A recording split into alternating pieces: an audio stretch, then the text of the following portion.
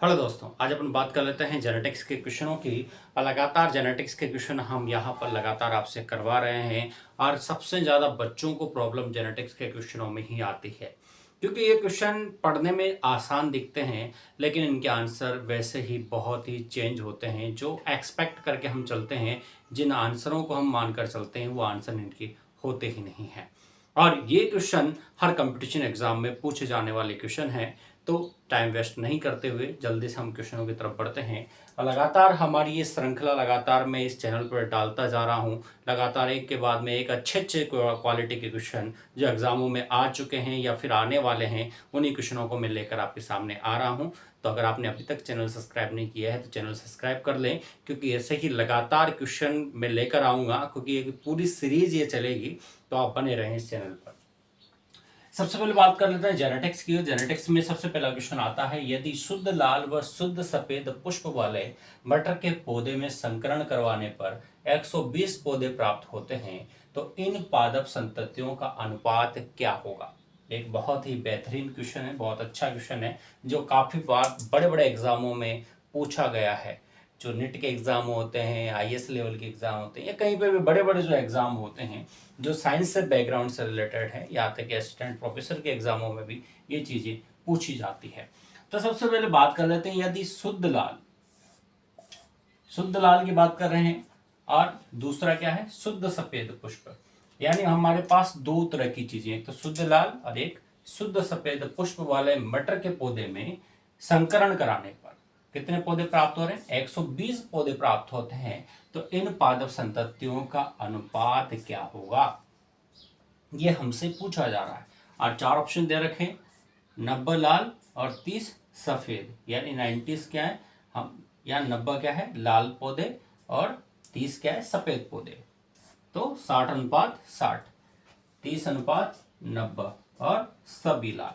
तो चार ऑप्शनों में गेस करके बताएं कि भाई कौन सा अनुपात यहां पर बिल्कुल सटीक होगा।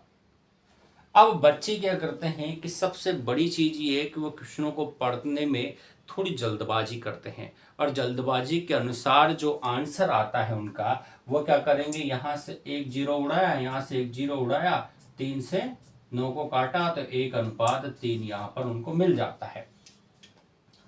इसमें एक जीरो उड़ाया, 3 से ये काटा तो 3 अनुपात 1 यहां पर मिल जाता है। यहां से 0 से 0 उड़ाया, 6 से 6 उड़ाया तो 1 अनुपात 1 यहां मिल जाता है। अब हमारे पास आंकड़े बिल्कुल सरल पोर्शन में हैं। अब इन आंकड़ों को आधार पर हम ये देखें कि हमारा आंसर कौन सा राइट जाएगा, क्योंकि 120 पौधों को अगर आप काउंट करोगे तो 120 पौधों का मतलब ये है कि आपको उतना बड़ा चेकर बोर्ड बनाना पड़ेगा, उन पौधों की आपको संख्या गिननी पड़ेगी कि पौधे को आपको कंपटीशन एग्जाम में इस तरह के क्वेश्चनों के लिए हमें टाइम वेस्ट नहीं करना चाहिए। अगर आपको अनुपात फॉर्म में दे रखा है तो कोशिश ये करो, चाहे कोई सा भी पेपर हो, ठीक है, अनुपात दिया हुआ है, चाहे वो रीजनिंग का क्वेश्चन हो, चाहे साइंस का क्वेश्चन हो, जेनेटिक्स का क्वेश्चन हो, तो इन अनुपातों को सरल अनुपातों में बदल लो। सबसे पहले इन सभी अनुपातों को किस में बदल लो, सरल अनुपातों।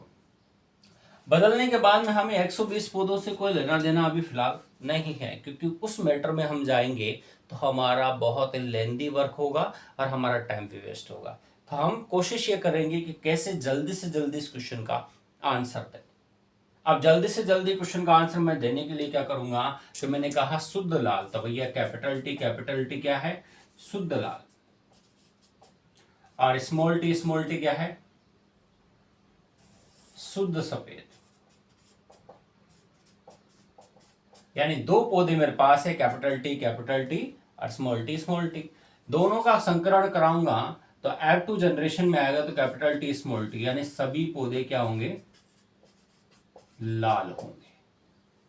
और F2 जनरेशन लाऊंगा, यानी F2 पीढ़ी अगर मेरे पास आएगी तो मेरे पास क्या होगा, एक पौधा तो मेरे पास शुद्ध लाल का होगा,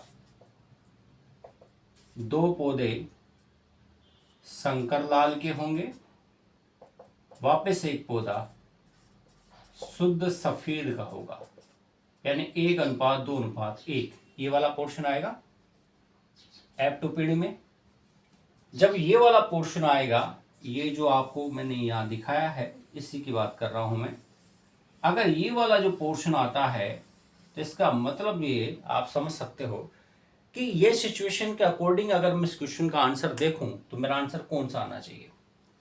यदि शुद्ध लाल, ये रहा साफ शुद्ध लाल, कैपिटल टी, शुद्ध सफेद, ये रहा साफ शुद्ध सफेद, स्मॉल टी, पुष्प वाले मटर के पौधों में संकरण कराने पर, करा दिया साफ संकरण दोनों में, ठीक है, कराने पर 120 पौधे प्राप्त होते हैं। अब यानी संकरण कराने पर ये पौधे 120 प्राप्त होते हैं। कितने हो रहे हैं? 120। डायरेक्ट संकरण कराने पर पूछा उसने, कुछ भी यहां पर नहीं लिखा है, सिर्फ यहां क्या कहा, संकरण कराने पर, यानी सफेद पुष्प वाले मटर के पौधों में संकरण कराने पर। अब संकरण कराने का मतलब सीधा सा हुआ, इंगित क्या कर रहा है कि भैया जो पीढ़ी है वह सिर्फ F1 ही है।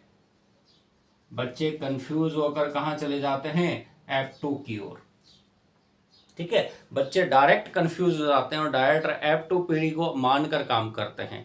जनरली F1 पीढ़ी को भूल जाते हैं और F2 पीढ़ी पर फोकस कर जब वो काम करते हैं तो उनका आंसर हमेशा ही गलत जाता है।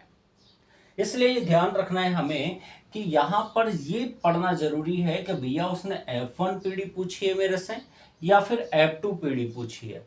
अब उसने सीधा ही कह दिया कि भैया शुद्ध लाल का शुद्ध सफेद के साथ क्रॉस करा दिया गया, संकरण कराने पर 120 पौधे प्राप्त हुए, तो भैया 120 जो पौधे हैं वो F1 पीढ़ी के तो प्राप्त हुए, F2 पीढ़ी के थोड़ी प्राप्त हुए, F1 पीढ़ी के प्राप्त हुए।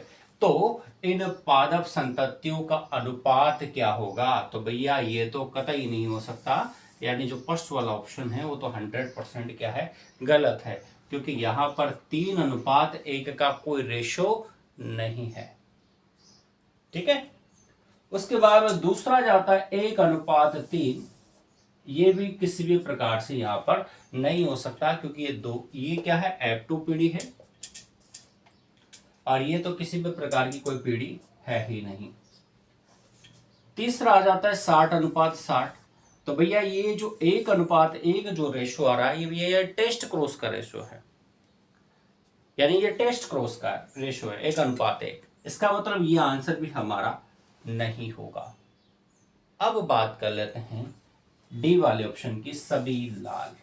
हाँ भैया, F2 पीढ़ी में 120 पौधे भी अगर प्राप्त हुए हैं तो 120 पौधे भी अगर F1 पीढ़ी के हैं तो वह सारे के सारे क्या होंगे, सभी लाल पौधे प्राप्त होंगे, यानी सारे के सारे पौधे कैसे प्राप्त होंगे, लाल पौधे प्राप्त होंगे। तो हमारा आंसर जो जाएगा वह जाएगा सभी पौधे क्या होंगे भैया, लाल होंगे।